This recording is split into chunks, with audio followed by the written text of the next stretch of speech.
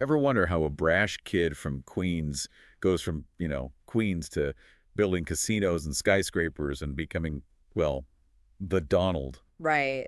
We're taking a deep dive into Trump's art of the deal to break down the tactics and the mindset that he says got him to the top. And it's straight from the horse's mouth, so to speak. Oh, yeah, this is classic Trump, bold claims, big personalities, and we're going to get into all of it. Yeah, and it's important to remember we're analyzing those tactics, not, endorsing a viewpoint or anything like that. Right. Think of it like a time capsule. We're going back to 1980s New York City, big money, big personalities. Lots of shoulder pads. Exactly. Now, right off the bat, right from the intro of this book, Trump lays out his big idea. Deal making, it's not a skill you learn, it's an instinct, something you're born with. Yeah, and he really hammers that home. Like, he uses all these anecdotes, stories from his childhood. He's building this image of himself as, like, this natural-born deal maker. Like that story about him punching his music teacher. Oh, yeah, page 44 if you're following along at home. Obviously, we're not condoning violence here. No, of course not. But the way he tells it, even the story about, punching his teacher, it becomes evidence of his inherent drive, to stand up for himself, to fight for what he believes in. So he's setting the stage early on. Oh, absolutely. He's laying the groundwork for the kind of relentless deal maker he wants to be seen as. All right, so let's get into this art of the deal. Trump breaks it down into these bite-sized principles, each with a catchy name, because of course he does. Yeah, he's got a knack for that. Think big? That's a big one. Definitely. And he illustrates this, early on, right? With his ambition to go beyond, his father's business. His dad was doing real estate, but in the outer boroughs. Trump wanted Manhattan. Page 53, he's looking at the Manhattan skyline, and it's almost like this challenge, It's daring him to conquer it. Talk about aiming high. And then there's use your leverage. Oh, yeah, and the Commodore Hotel deal, that's a perfect example. That's page 72. So for our listeners, what went down with the Commodore? Okay, so you've got this once grand hotel that's, fallen on hard times. It's the 70s. New York's not exactly, thriving. Things are a little rough around the edges. Exactly. So Trump sees this opportunity. He uses the Commodore's decline, the potential for urban blight, the promise of new jobs, new life to the area. And he plays the city and the state against each other to get what he wants. And he gets it. Oh, yeah. He frames it as this win-win. Everybody wins. Right. Even if it takes a little creative negotiation. Right. But it's not all, backroom deals and smooth talking. He's also big on fight back, which we see in his dealings with the tenants at 100 Central Park South. Oh, he does not back down, refuses to be bullied. But it makes you wonder, are these tactics unique to Trump, or is this like business 101? Just savvy negotiation no matter what you're selling. And that's the question, isn't it? The relentlessness, the pushing boundaries, sure, that's part of his persona, but is it like inherently Trumpian, or is it just like effective negotiating, period? It's like that story about the Bonwit Teller site. He wanted that property so badly, they told him it was a dead issue. He didn't care, kept sending letters. Page 101, was it persistence, stubbornness? It speaks to this underlying belief, right? That sheer force of will can get you what you want.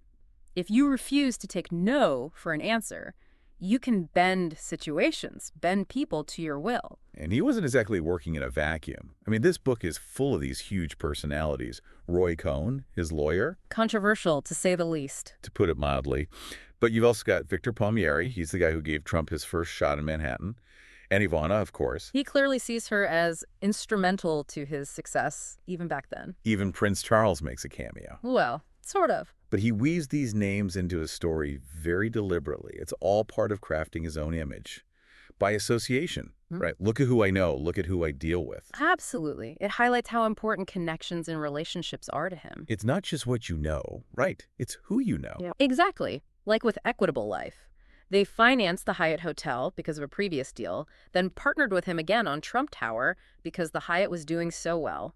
So one deal leads to another. Exactly. He leverages those existing connections, builds new ones strategically, because deal-making, it's not just about numbers, it's about the people. And sometimes those people are, characters, like Irving, the manager at his apartment complex in Cincinnati. Ah, yes, Irving. Page 61, the story of the enraged husband. This is classic Trump. Oh, yeah, a mix of, grit, a little bravado, maybe some exaggeration, just to keep you hooked. So for those who haven't read it, picture this. Irving, this short, stout guy, not intimidating in the least. And this furious husband bursts in, ready to, like, tear the place apart. And Irving, what Yeah. does he do? He gets in the guy's face, starts yelling about his lethal hands being registered with the police department. Which who even knows if that's true, but hey, it worked. The guy backed down. See, Trump uses that story to illustrate a point he comes back to again and again. Project strength. Even when you're bluffing, sometimes that's the best defense. He's big on perception. Huge. But let's move beyond the New York real estate for a second. Let's talk about his ventures outside that world. Like the USFL, his attempt to create a rival football league. Big swing. And, of course, the Woolman Rink renovation. Talk about a PR masterclass. See, those stories, they reveal something crucial about Trump's approach. It's bigger than just negotiating contracts. It's about the game around the deal. So it's not enough to close the deal, it's how you play it. Exactly. And that's where things get really interesting. So the USFL, Woolman Rink, we're talking big swings, big headlines. Yeah. But these weren't about building towers. What did Trump bring to the table that went beyond typical, deal making? Well, look at the USFL. Buys a losing team, page 187, in a league that's already struggling to compete with the NFL. Talk about an uphill battle. Right. But he saw himself as a disruptor. Like he was going to take on the big guys, the NFL, and win. And part of that was spectacle, media attention. The buzz, the hype. Exactly. It wasn't just football, it was a show. And the Woolman Rink, it's the same idea, but different. Page 240, he's the problem solver. The city can't get it done. He can.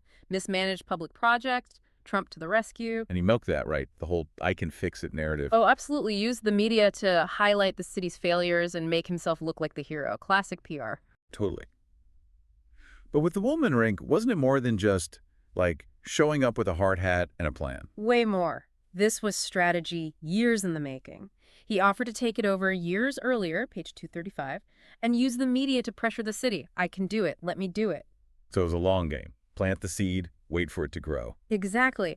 And it plays into this image, this identity he builds throughout the book, the guy who wins no matter what. Right. Like failure is not an option. It's a recurring theme. Whether it's real estate, football, renovating an ice rink, he's the guy who never backs down, always finds a way to succeed. And it all started with his dad, right? Mm-hmm. He talks a lot about Fred Trump's influence early on in the book. Oh, yeah. Fred Trump, he's a big presence in this book, even though he's not, literally there. The ghost of deals past. Right, exactly. He's portrayed as this tough, no-nonsense businessman, the kind of guy who instilled, a strong work ethic in Donald. Taught him the art of the... The art of the hustle. There you go. There's this great anecdote on page 133 about Fred, right? He's negotiating just as hard with a guy selling mops and floor wax as he would with, a building contractor. Every penny counts. Exactly. And that ties into another one of Trump's deal-making principles, contain the costs. Right. Know what things are worth.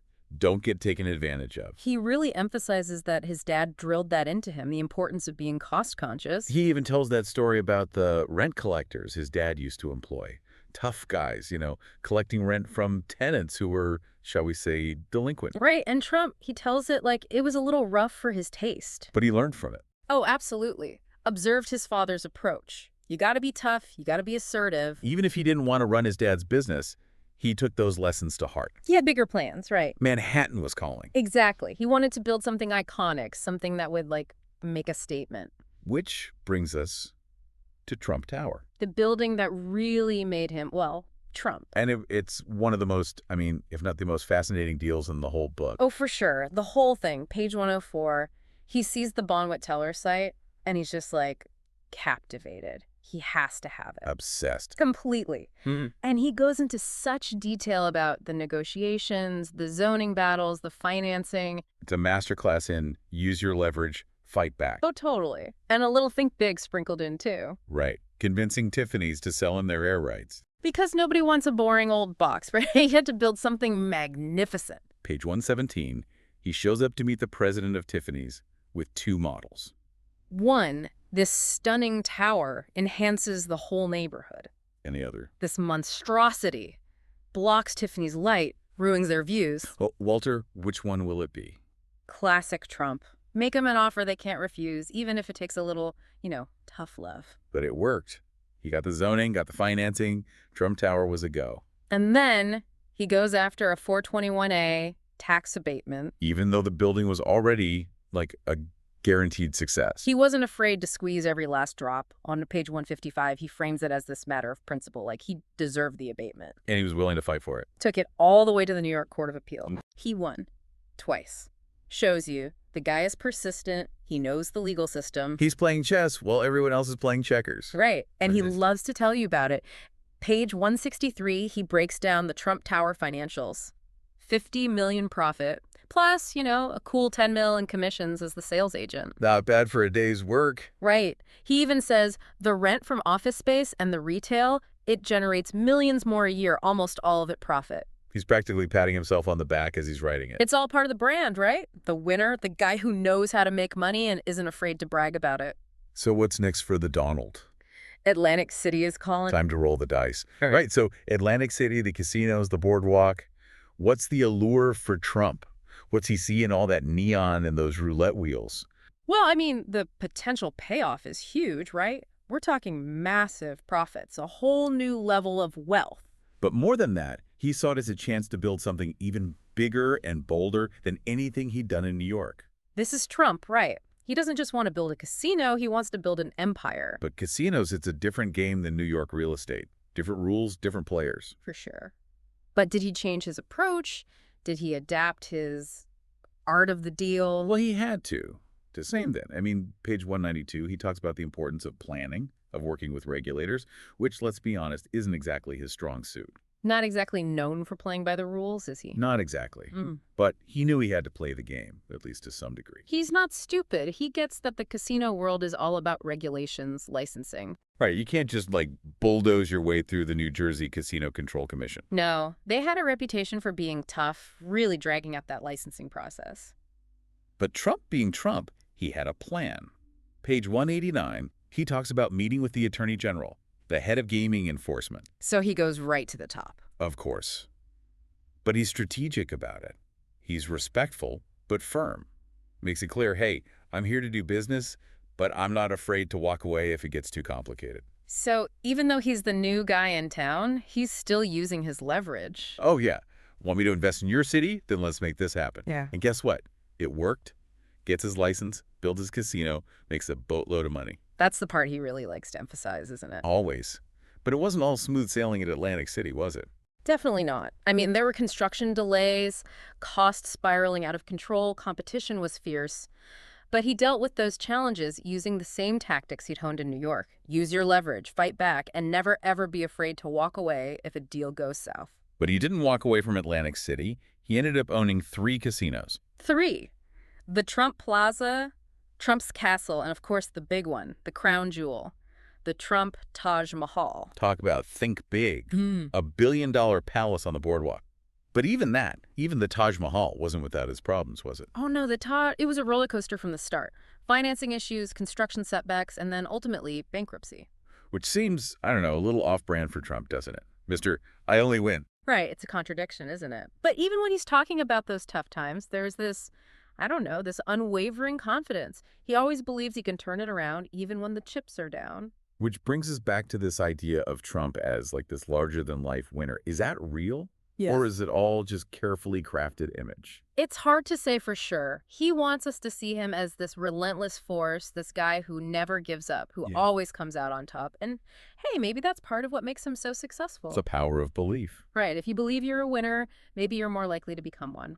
But it's important to remember, this is his story, told his way. It's The Art of the Deal by Donald Trump. Exactly. It's a glimpse inside the mind of, maybe a salesman, a builder, a deal maker.